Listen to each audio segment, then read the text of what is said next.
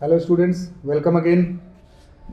तो शुरू करते हैं बच्चे हम लोग अपना ऑडिट का अगला टॉपिक, बोले तो अगला चैप्टर, टाइप्स ऑफ ऑडिट। इस चैप्टर में बेसिकली हम लोग क्या पढ़ेंगे जी बच्चे? इस चैप्टर में हम लोग पढ़ेंगे what are the different types of audit. Audit जो है वो कितने प्रकार का हो सकता है। क्लियर है जी? एक ही क्वेश्चन है इसमें और सारे के सारे टाइप्स ऑफ ऑडिट को इसी क्वेश्चन में हम लोगों ने कवर कर लिया है। ठीक है जी बच्चा, चलिए question number 1, discuss in brief different types of audit. Audit के जितने भी प्रकार होते हैं वो सारे के सारे टाइप्स जो है वो हम लोगों ने इस क्वेश्चन में कवर किया है बच्चे।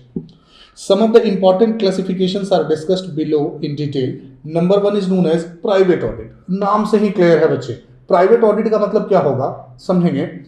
वैसा ऑडिट जो कि कोई private institutions, private organisation, sole proprietorship, इस तरह के लोग जो हैं वो अपने खुद के सुविधा के लिए कराते हैं कि भाई मेरा बुक्स ऑफ अकाउंट सही तरीके से बना है कि नहीं, कहीं कोई फ्रॉड एरर तो नहीं है। तो इस तरह के लिए जो हम लोग ऑडिट कराते हैं normally that is known as private audit. ठीक है जी। When the audit is not a statutory requirement, statutory का मतलब होता है बच्चे लीगल। जब कानूनी तौर पे आपको ऑडिट कराने का कंपल्सन नहीं है, रिक्वायरमेंट नहीं है, जैसे कंपनीज हैं पब्लिक लिमिटेड, पब्लिक कंपनियों को एवरी ईयर क्या करना है जी बच्चे? अपना बुक्स ऑफ अकाउंट्स का ऑडिट कराना जरूरी है। इनफैक्ट प्राइवेट कंपनियों को भी कराना जरूरी है। तो आप कानूनी तौर पे बाध्य हैं ऑडिट कराने के लिए। लेकिन यहां प्राइवेट में क्या है जी बच्चे? क्लियर कट इन्होंने कहा जब आपकी कानूनी बाध्यता नहीं है कि आप अपने बुक्स ऑफ अकाउंट्स की ऑडिटिंग कराएं, लेकिन but it is conducted at the desire of the owners, such audit is known as private audit. लेकिन जो कंपनी के मालिक हैं, ओनर्स हैं, बोले तो जो ऑर्गेनाइजेशन के ओनर्स हैं, वो अपनी इच्छा पे ऑडिट करा रहे हैं, तो इस तरह के ऑडिट को हम लोग क्या नाम देंगे बच्चे? That will be known as private audit. The audit is conducted primarily for their own interest. उनको अपने हितों की रक्षा करने के लिए, अपने सुविधा के लिए वो लोग क्या करते हैं? इस प्रकार का ऑडिट कराते हैं। At times, the private audit may become a requirement under tax laws if the turnover exceeds a specified limit. ध्यान देंगे, कभी कभी ऐसा भी होता है कि इनकम टैक्स डिपार्टमेंट ने कह दिया भाई कि एक पर्टिकुलर लिमिट से ज्यादा अगर आपका सेल्स बढ़ जाता है, से आपका सेल्स अगर 1 करोड़ से ज्यादा हो जाता है, तो उस कंडीशन में आपको अपने बुक्स ऑफ अकाउंट्स का कंपल्सरली ऑडिट कराना जरूरी है। तो उस कंडीशन पे तो फिर मेरे लिए स्टैट्यूटरी रिक्वायरमेंट हो गया, मतलब कानूनी, लीगल, वैधानिक रिक्वायरमेंट हो गया कि मैं अपने बुक्स ऑफ अकाउंट्स का ऑडिट कराऊं। समझ में आ रही बात जी बच्चे? तो नॉर्मली अगर हम अपनी खुद की इच्छा के बेसिस पे ऑडिट कराएंगे तो दैट इज प्राइवेट ऑडिट। कभी कभी ऐसा भी होता है कि किसी पर्टिकुलर ईयर में ही, मान लीजिए हम छोटे मोटे दुकान वाले हैं, लेकिन किसी पर्टिकुलर ईयर मेरा टर्नओवर जो है वो स्लैब रेट से ज्यादा हो गया, उस कंडीशन में उस साल हमको ऑडिट कराना कंपलसरी हो जाएगा under the income tax act. ठीक है जी। Private audit is of the following types. Private audit normally कितने प्रकार का हो सकता है? तो audit of sole trader accounts. Sole proprietorship business है, आपके मोहल्ले में कॉस्मेटिक दुकान वाले लोग हैं, राशन दुकान वाले लोग हैं, वो सोल प्रोप्राइटरशिप नॉर्मली होता है। वो लोग अगर अपने बुक्स ऑफ अकाउंट्स का रेगुलरली ऑडिट कराते हैं अपने खुद की इच्छा के बेसिस पे, तो that may be considered as the part of private audit. उसको हम लोग क्या मान सकते हैं बच्चे? कि वो प्राइवेट ऑडिट का ही पार्ट है। Next, audit of accounts of partnership firms. 2 या 2 से ज्यादा लोग अगर मिलकर पार्टनरशिप करते हैं और अपने पार्टनरशिप फर्म का वो लोग ऑडिट कराते हैं, नॉर्मली कानूनी तौर पर रिक्वायरमेंट नहीं है पार्टनरशिप फर्म का ऑडिट कराना, ठीक है जी, फिर भी हम अपने इंटरेस्ट के लिए अगर कराते हैं तो that is part of private audit. Audit of accounts of individuals. Individuals अगर अपने अकाउंट्स का ऑडिट कराते हैं, या audit of institutions not covered by statutory audit. हम कोचिंग इंस्टीट्यूशन चलाते हैं, छोटा मोटा ही है, लेकिन रेगुलर बेसिस पे हम अपने बुक्स ऑफ अकाउंट्स की ऑडिटिंग कराते हैं, तो ये भी कहीं ना कहीं प्राइवेट ऑडिट में आएगा। ठीक है जी बच्चा। अगला जो हमारा ऑडिट है, next type of audit is government audit. नाम से ही क्लियर है बच्चे, सरकारी संस्थान, स्कूल, कॉलेज, डिपार्टमेंट, कंपनियां, जितने भी गवर्नमेंट ऑर्गेनाइजेशंस हैं, इंटरप्राइजेस हैं, गवर्नमेंट बॉडीज हैं, इनका जो ऑडिट होता है that is known as government audit. Clear है जी। अब देखेंगे बच्चे गवर्नमेंट ऑडिट कौन कर सकता है, ये बड़ा इंपॉर्टेंट चीज है। आगे के चैप्टर्स में इसके बारे में हम लोग डिटेल में पढ़ेंगे, यहाँ पे just definition type of thing है। ठीक है जी। Audit of government offices department is covered under this heading. A separate department is maintained by the government of India known as account and audit department. Government of India, Bharat सरकार जो है, केंद्र सरकार जो है, वो क्या करती है जी बच्चे? एक अलग उसका डिपार्टमेंट ही है जिसको अकाउंट्स एंड ऑडिट डिपार्टमेंट कहा जाता है। उसका काम ही है बुक्स ऑफ अकाउंट्स की ऑडिटिंग कराना। ठीक है जी, जितने भी सरकारी संस्थान हैं उनसे related. This department is headed by controller and auditor general of India, CAG। Controller नहीं है बच्चे, कंट्रोलर है, COMP। ठीक है जी बच्चे। अब ये जो अकाउंट्स ऑडिट डिपार्टमेंट है बच्चा, उसका जो हेड होता है उस डिपार्टमेंट का क्या नाम है? Controller and auditor general of India, CAG। और CAG जो है वो अलॉटमेंट करता है अलग अलग इंस्टीट्यूशंस का, गवर्नमेंट इंस्टीट्यूशंस का, कि कौन ऑडिट करेगा, कैसे क्या प्रोसेस होगा, ये सारा उसके कंट्रोल में होता है, उसके सुपरविजन में होता है। This department works only for the government offices and departments. Already मैंने कह दिया जी बच्चे, this department can not undertake audit of non government concern, its working is strictly according to the government rules and regulation. Obvious सी बात है कि government का जैसा रूल रेगुलेशन है उसी हिसाब से ये लोग काम करते हैं, और ये किसी नॉन गवर्नमेंट ऑर्गेनाइजेशंस के नॉर्मली ऑडिट नहीं करते हैं। ठीक है जी बच्चे। Next is internal audit. It implies the audit of accounts by the staff of the business. The staff may or may not have professional qualification for audit of accounts. The internal audit staff is permanent in nature and helps the business in early detection of errors and frauds. ध्यान देंगे, कुछ बड़ी कंपनियां जो हैं वो क्या करती हैं कि वो सोचती हैं कि भाई मेन ऑडिटर जब ईयर एंड में आएंगे हमारे पास ऑडिट करने के लिए, तो कहीं उस समय वो अगर गलती फाइंड आउट करें तो वो मेरे लिए अच्छी बात नहीं होगी। हम इतने रिस्पॉन्सिबल हैं कि वो लोग क्या करते हैं कि एक अपना इंटरनल ऑडिट डिपार्टमेंट ही बना देते हैं और वो खुद से प्रोफेशनल लोगों को हायर करते हैं, अकाउंटेंट को और या जो भी उनके कंसर्न स्टाफ हैं उनको हायर करते हैं, और वो कहते हैं कि भाई आपका काम होगा हमारे बुक्स ऑफ अकाउंट्स का इंटरनल ऑडिट करना। कानूनी तौर पे मेरे लिए कोई प्रावधान नहीं है, हम खुद के सेटिस्फैक्शन के लिए अलग से इंप्लॉय रखे हैं और उसका काम क्या है जी बच्चे? ऑडिटिंग करना। बात समझ में आ रही है जी? क्लियर है? तो वो इंटरनल स्टाफ जो है वो इंटरनल ऑडिट का काम करता है। क्लियर है बच्चा? The objective and functions of internal audit depend upon the nature and operation of the business. अब हमारे इंटरनल ऑडिट का क्या पर्पस होगा, क्या ऑब्जेक्टिव होगा, वो हमारे बिजनेस के नेचर पे डिपेंड करता है। ठीक है, उसी के हिसाब से हम पर्पस आइडेंटिफाई करेंगे, बुक्स ऑफ अकाउंट सही तरीके से बन रहा है कि नहीं, अगर कोई एरर या फ्रॉड है तो उसको हम तुरंत डिटेक्ट करना चाहते हैं, इसीलिए हमने एक स्टाफ ही परमानेंट रख लिया है जिसका काम ही है रेगुलर बेसिस पे मॉनिटरिंग करना। तो मेरा ऑब्जेक्टिव क्या है उस पर डिपेंड करता है कि हमने इंटरनल ऑडिट स्टाफ को क्यों रिक्रूट किया है। ठीक है बच्चे? The work of internal auditor starts after the transactions are completed and recorded. जैसे ही कोई ट्रांजैक्शन कंप्लीट होता है उसकी रिकॉर्डिंग हो जाती है, अकाउंटेंट जो है उनकी रिकॉर्डिंग करते हैं, उसके बाद जो इंटरनल ऑडिट स्टाफ है उसका काम शुरू होता है, और वो क्या करता है? हर ट्रांजैक्शन के से रिलेटेड वाउचर्स का, उसकी ऑथेंटिसिटी का, क्लियर है जी, उससे रिलेटेड जो उसकी एंट्रीज होनी चाहिए अकाउंटिंग स्टैंडर्ड के हिसाब से है कि नहीं, अकाउंटिंग प्रिंसिपल्स के हिसाब से आपने एंट्री किया है कि नहीं, वो सारा चीज चेक करना उस इंटरनल ऑडिट स्टाफ की जिम्मेदारी होती है। ठीक है जी। It is also concern with appraisal and verification of the procedures and transactions. जो भी मैंने ऑलरेडी बता दिया बच्चे, जो भी ट्रांजैक्शंस हुए हैं वो ट्रांजैक्शन सही है कि नहीं, उसका अप्रूवल लेके किया गया है कि नहीं। जैसे मान लीजिए अकाउंटेंट ने कोई पर्टिकुलर मशीन परचेज किया या कोई स्टेशनरी परचेज किया या कोई भी इक्विपमेंट परचेज किया, तो परचेज करने के पहले उसने हायर अथॉरिटी से परमिशन लिया है कि नहीं, अप्रूवल लिया है कि नहीं, इससे सारा रिलेटेड कंसर्न जो चीज है वो सारा का सारा जो इंटरनल ऑडिट स्टाफ होता है वो चेक करता है। ठीक है जी बच्चे? The existence of internal audit is a help to the independent auditor. In certain matters, the field of both is common. Both are interested in knowing whether an effective internal control system exists to prevent error and fraud, and whether accounting system and procedure are adequate or not. ध्यान देंगे बच्चे, कहीं ना कहीं अगर आप देखेंगे तो जो इंडिपेंडेंट ऑडिटर होगा, इंडिपेंडेंट ऑडिटर का मतलब हुआ बच्चे जो ईयर एंड में आएगा मेन ऑडिटर, उसका काम भी क्या होता है? कंपनी का इंटरनल सिस्टम अच्छा है कि नहीं, बुक्स ऑफ अकाउंट सही तरीके से मेंटेन हो रहे हैं कि नहीं, books of accounts PL account या बैलेंस शीट जो है वो ट्रू एंड फेयर व्यू दे रहा है कि नहीं, ये चेक करना। और जो इंटरनल ऑडिटर है उसका काम भी यही चेक करना है। तो कहीं ना कहीं जो इंडिपेंडेंट ऑडिटर है, जो मेन ऑडिटर है, उसके काम में सहूलियत होती है, सुविधा होती है। ठीक है जी बच्चे? नेक्स्ट इज स्टैट्यूटरी ऑडिट और कंपल्सरी ऑडिट। ये हुआ बच्चे मेन ऑडिट, वो ऑडिट जो कि कंपल्सरली जो ऑर्गेनाइजेशंस हैं, जो कंपनीज हैं, उनके लिए जरूरी है। That's why it is also known as compulsory audit. An audit by a qualified person which is compulsory requirement under the law is known as statutory audit. Law के द्वारा जो कंपल्सरली रिक्वायर्ड है, जो भी एक्ट आपके लिए applicable है, उस एक्ट के तहत अगर आपको ऑडिट कराना है एक क्वालिफाइड इंडिपेंडेंट ऑडिटर के थ्रू, तो that is known as statutory audit.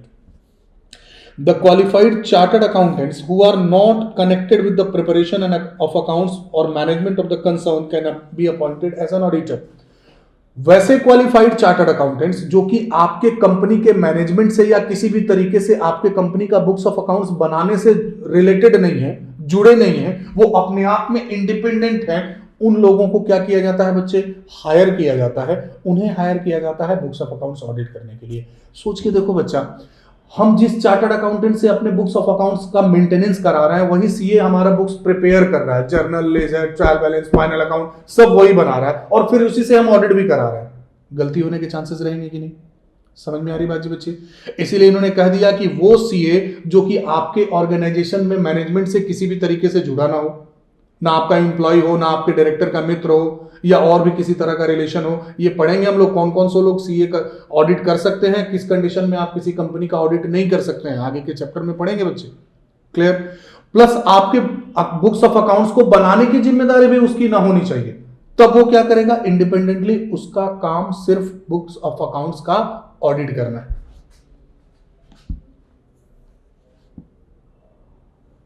The following are the statutes covering the audit of various concern. अब इन्होंने लॉ बताया। स्टैट्यूट्स का मतलब क्या हुआ जी बच्चे? लॉ बताया कि अलग अलग लॉ या एक्ट के तहत क्या क्या किस किस प्रकार के संस्थाओं को जोड़ा गया है कि भाई आपको ऑडिट कराना जरूरी है अंडर दिस लॉ या दिस एक्ट। सबसे पहले इन्होंने क्या कहा जी बच्चे? Under companies act, audit of companies. Under the companies act, audit of account of companies in India is compulsory. Independent chartered accountant who is professionally qualified is required for audit of accounts of companies. A number of amendments have been made in Companies Act 1956 and 2013 regarding appointment, duties, qualifications, powers, liabilities, etc. of an auditor. India में जितनी भी कंपनियां हैं, चाहे private company हो या public company हो, as per the provisions of companies act 2013 उनको अपने बुक्स ऑफ अकाउंट्स की ऑडिट एक क्वालिफाइड प्रैक्टिसिंग चार्टर्ड अकाउंटेंट से करानी कंपलसरी है। ठीक है जी। अब वो क्या क्वालिफिकेशन होना चाहिए चार्टर्ड अकाउंटेंट में, उसकी लायबिलिटीज सीए की क्या होगी, उसके राइट्स क्या होंगे, ड्यूटीज क्या होंगे, वो हम लोग अलग से चैप्टर में पढ़ेंगे। ठीक है जी। Next is audit accounts of trust. Trust समझते होंगे जी बच्चे, जैसे बहुत सारे स्कूल वाले लोग हैं जो कि ट्रस्ट खोल लेते हैं। ट्रस्ट का भी ट्रस्ट एक्ट के तहत ऑडिट कराना जरूरी है। ट्रस्ट में बेसिकली क्या होता है जी बच्चे, मेरे पास अगर प्रॉपर्टी है और हमें लगता है कि हम अपनी प्रॉपर्टी को अच्छे से मैनेज नहीं कर सकते हैं, उस कंडीशन में हम ट्रस्टी बनाते हैं, एक्सपर्ट लोगों को बुलाते हैं और बोलते हैं कि आप मेरे बिहाफ में हमारी प्रॉपर्टी का देखभाल कीजिए। से हमने सोचा कि एक स्कूल खोलते हैं। अब स्कूल का मैनेजमेंट मुझे लग रहा है कि मैं अच्छे से नहीं कर पा रहा हूं, तो मैंने 2-4-5 एक्सपर्ट लोगों को बुलाया और हमने उनको कहा those persons are known as trustees. अब मेरे स्कूल को वो लोग क्या करेंगे, वो उनकी प्रॉपर्टी नहीं है, प्रॉपर्टी मेरी है। ठीक है जी बच्चे, मेरे बेनिफिट के लिए वो क्या करेंगे, मेरे स्कूल को ऑपरेट करेंगे। तो मुझे ट्रस्ट के लैंग्वेज में बेनिफिशियरी कहा जाएगा, क्योंकि मैं मेन मालिक हूं। मेरे बेनिफिट के लिए वो क्या करेंगे बच्चे, मैनेजमेंट करेंगे मेरे पूरे स्कूल का। तो those persons will be known as the trustees. समझ में आ रही बात जी? क्लियर है बच्चा? नॉर्मली ऐसा भी हो सकता है कि ट्रस्टी और बेनिफिशियरी एक हो, ऐसा कोई जरूरी नहीं है। ठीक है जी बच्चे, क्लियर है? तो ट्रस्ट का भी आपको ऑडिट कराना क्या है जी, कंपलसरी है। The beneficiaries of the trust may not have access and knowledge of accounts of the trust. The trustees are appointed to manage and look after the property of the business of the trust accounts, and trusts are maintained as per the conditions and terms of the trust deed.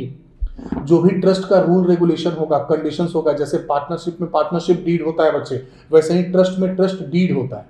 उस deed में rules regulation conditions लिखे रहते हैं कि आपको क्या करना है क्या नहीं करना है। ट्रस्टीज के राइट्स ड्यूटीज सब उसमें लिखे रहते हैं। और ये जो ट्रस्टीज हैं वो क्या करते हैं, बेनिफिशियरी के बेनिफिट के लिए वो ट्रस्ट को चलाते हैं। समझ में आ रही बात जी? कोई दिक्कत नहीं बच्चा? क्लियर है? The income of the trust is distributed to the beneficiary, obviously because beneficiary are the real owners. तो जो ट्रस्ट का इनकम होगा वो क्या होगा बच्चे? बेनिफिशियरीज में डिस्ट्रीब्यूट किया जाता है। There are more chances of frauds and misappropriation of income in the trust deed as well as in the Public Trust Act, which provide for compulsory audit of accounts of the trust by a qualified auditor. The auditor accounts of the trust ensure true and fair view of accounts. Obvious सी बात है कि यहां पे भी fraud का या error का चांसेस हो सकता है, मिस एप्रोप्रिएशन ऑफ एसेट्स और कैश का चांस हो सकता है, कैश चोरी हो गया, एसेट्स चोरी हो गया, ठीक है जी। उस कंडीशन में इसीलिए ट्रस्ट एक्ट के तहत भी, या हमने अगर अपना ट्रस्ट डीड बनाया है उसमें भी हम पॉइंट लिख सकते हैं कि हर साल आपको अपने ट्रस्ट का ऑडिट कराना एक से क्वालिफाइड चार्टर्ड अकाउंटेंट से, क्वालिफाइड ऑडिटर से नेसेसरी है। तो ये भी एक नेसेसरी रिक्वायरमेंट हो सकता है, ठीक है जी। Next is audit of accounts of cooperative societies. Cooperative societies होते हैं जी बच्चे, आपने क्लास 11 बिजनेस स्टडीज में पढ़ा होगा कोऑपरेटिव सोसाइटी।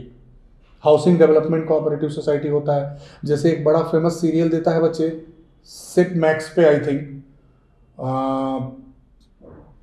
नाम याद नहीं आ रहा बच्चे, उसमें कौन से सोसाइटी में वो रहते हैं, नाम मुझे याद नहीं आ रहा है, बड़ा फेमस सीरियल है,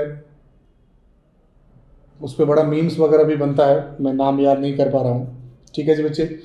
तो that is housing development society, ठीक है जी बच्चा। हाँ जी, तो audit of accounts of cooperative society. Cooperative societies are established under the cooperative society act 1912। The auditor of cooperative society should have an expert knowledge of the particular act under which cooperative society is functioning.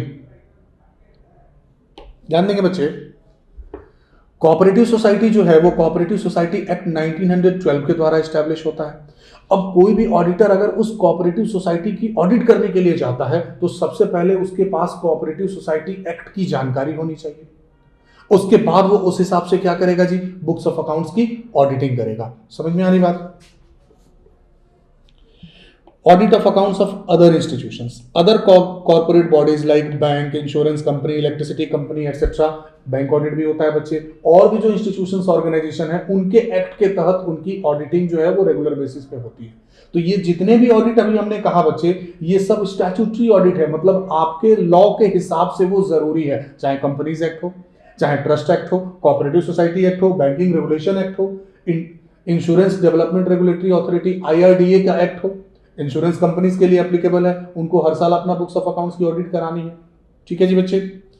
चलिए जी, next is continuous audit. नाम से ही clear है बच्चे, वैसा audit जो लगातार चलते रहे सालों भर, that is known as continuous audit. किसी किसी बुक में देखेंगे इस ऑडिट का एक और नाम है, that is known as concurrent audit. Concurrent का मतलब होता है साथ साथ, जैसे ही कोई ट्रांजैक्शन किया हुआ या उसकी रिकॉर्डिंग हुई, ऑडिटर साहब जो है वो चुपचाप से खड़े हैं और तुरंत उन्होंने चेक भी कर लिया कि ये ट्रांजैक्शन सही है कि नहीं। तो जो ऑडिट सालों भर कंटिन्यूअसली चलते रहे, हर समय रेगुलर बेसिस पे, ऑब्वियस सी बात है यहां पे एरर और फ्रॉड को आइडेंटिफाई करना ज्यादा इजी है, ठीक है जी बच्चे। तो इस प्रकार के ऑडिट को बोलेंगे continuous audit. As against periodical audit. Periodical audit का मतलब वो ऑडिट जो कि साल में एक बार होता है, एक समय अवधि के बाद, जो नॉर्मल ऑडिट है बच्चे। The continuous audit is conducted throughout the year और at the regular short intervals of time. या तो लगातार सालों भर होगा, नहीं तो हर कुछ दिन पे से हर महीना, हर 15 दिन पे, हर 2 महीना पे होगा, that is known as continuous audit. Under this audit, the auditor visits the clients regularly and each and every transaction is checked. Regular basis पे जो ऑडिटर है वो क्लाइंट को विजिट करता है बच्चे, और हर ट्रांजैक्शन को चेक करने का प्रयास करता है, ठीक है जी बच्चा। बस ज्यादा नहीं है बच्चे, खत्म। नेक्स्ट इज एनुअल और पीरियडिकल ऑडिट। सिंपल ऑडिट जी बच्चे, जो नॉर्मल कंपनियों को अपना हर साल के अंत में जो ऑडिट कराना है इंडिपेंडेंट ऑडिटर के थ्रू, वो हो गया मेरा पीरियडिकल ऑडिट या एनुअल ऑडिट, क्योंकि साल में वो एक बार होता है। एनुअल और periodical audit means when the audit work is conducted after the close of financial year, the auditor visits the client and completes audit in one sitting after the accounts are finalised the auditor is invited to audit the accounts. जैसे ही 31 मार्च के बाद हम लोग अपने books of accounts को close करते हैं, मतलब अकाउंटेंट ने कहा कि सर मैंने फाइनेंशियल स्टेटमेंट बना लिया है, उसके बाद जो कंपनी के बोर्ड ऑफ डायरेक्टर्स हैं वो मीटिंग करते हैं। उस मीटिंग में शेयर होल्डर्स की मीटिंग होती है। शेयर होल्डर्स जो है वो क्या करते हैं बच्चे, एक इंडिपेंडेंट ऑडिटर को अपॉइंट करते हैं, और वो इंडिपेंडेंट ऑडिटर जैसे ही बुक्स ऑफ अकाउंट्स फाइनलाइज हो जाता है उसके बाद वो क्या करता है, एक ही बार में पूरे के पूरे बुक्स ऑफ अकाउंट्स की ऑडिटिंग करता है और उसके बाद अपना ऑडिट रिपोर्ट देता है, अपना ऑडिट का ओपिनियन देता है। That is known as periodical audit और एनुअल ऑडिट।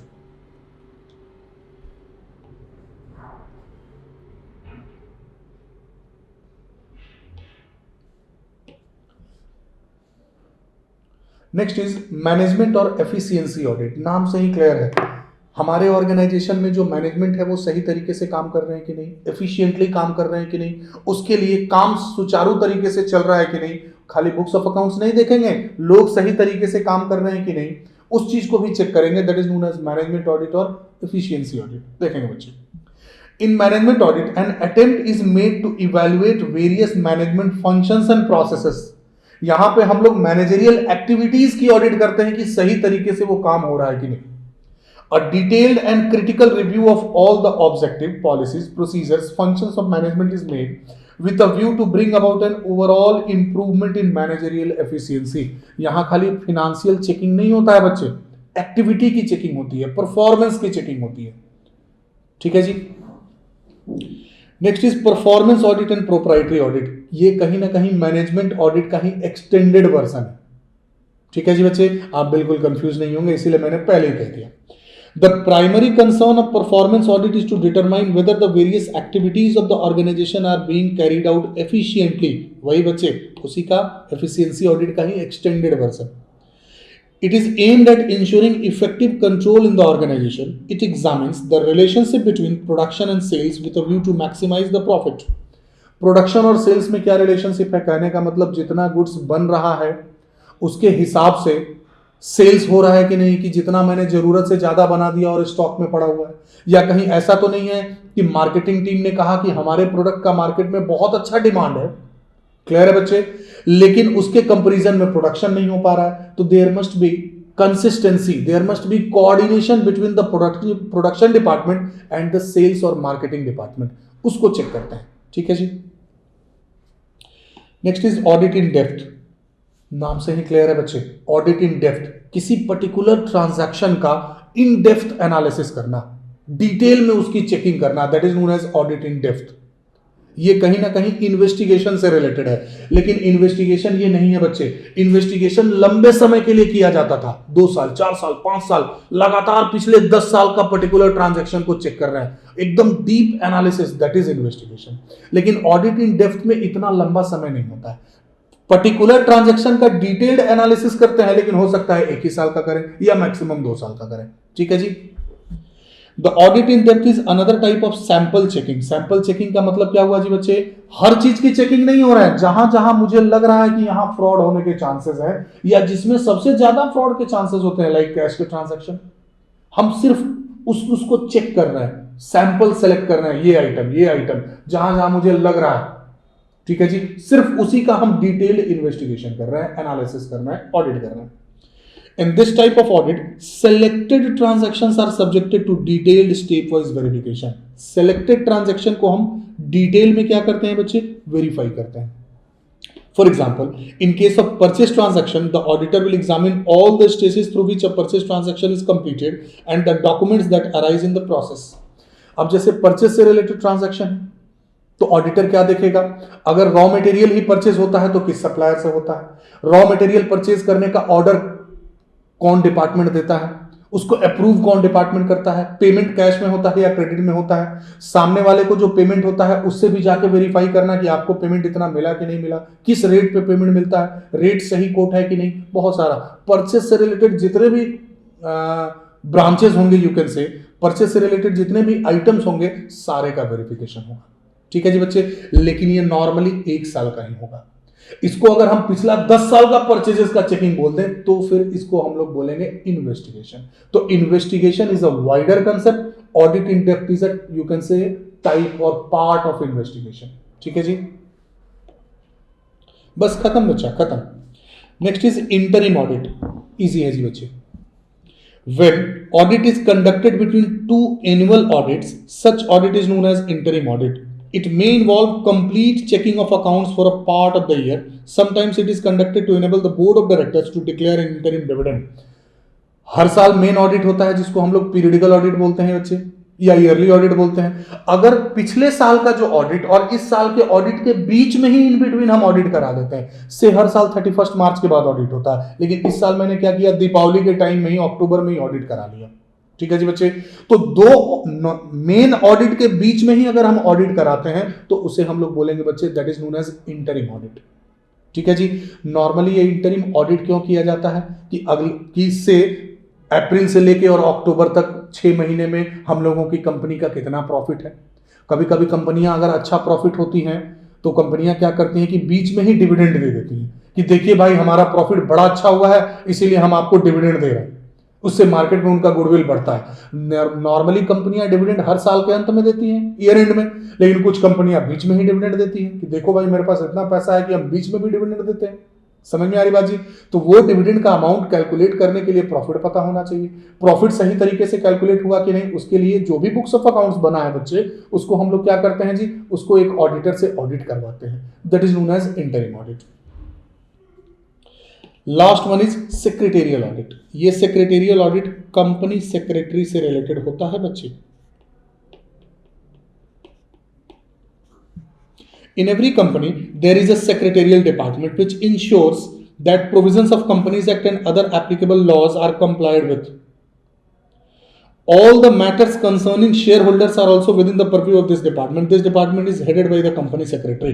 ध्यान देंगे बच्चे, सेक्रेटेरियल ऑडिट का मतलब क्या होता है, कोई भी कंपनी अगर मीटिंग करती है, जनरल मीटिंग, तो उस मीटिंग का भी फॉर्मेट होता है। सारे शेयर होल्डर को या जो कंसर्न लोग हैं उन्हें बताया जाता है कि भाई फलाना दिन हमारे कंपनी का मीटिंग है। ठीक है जी बच्चे, उस मीटिंग का नोटिस सबको दिया जाता है। क्लियर है? तो उससे ये सारा जो इसको बोलते हैं सेक्रेटेरियल प्रैक्टिस, कंपनी सेक्रेटरी का काम होता है ये सारा रिटन वर्क करना।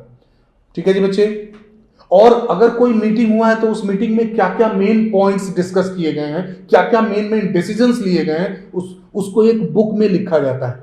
कोई भी मीटिंग होता है तो उसमें मेन क्या क्या पॉइंट्स पे डिसीजन बना, उसको एक रजिस्टर में लिखा जाता है। That is known as minute book. वो मिनट बुक बनाने की रिस्पॉन्सिबिलिटी किसकी होती है जी बच्चे? कंपनी सेक्रेटरी की होती है। समझ में आई बात? तो सेक्रेटेरियल ऑडिट नॉर्मली इस चीज के लिए किया जाता है कि हमारी कंपनी के लिए जो भी एप्लीकेबल लॉज हैं, कंपनीज एक्ट का या दूसरे एक्ट का, वो लॉ का हम लोगों ने पालन किया कि नहीं किया। फॉर एग्जाम्पल, किसी कंपनी में अगर 20 या 20 से ज्यादा इंप्लॉय किसी एक अकाउंटिंग ईयर में काम करते हैं तो उस कंपनी को अपने इंप्लॉयज को प्रोविडेंट फंड देना होगा, पीएफ देना होगा बच्चे, बोनस देना होगा। पीएफ और बोनस एक्ट उनके लिए एप्लीकेबल होगा। तो अगर कंपनी सेक्रेटरी जो ऑडिट करता है बच्चे, वो चेक करता है कि अगर कंपनी के पास से 50 इंप्लॉय हैं, 100 इंप्लॉय हैं, तो उन्होंने पीएफ एक्ट का पालन किया कि नहीं, ईएसआई का पालन किया कि नहीं।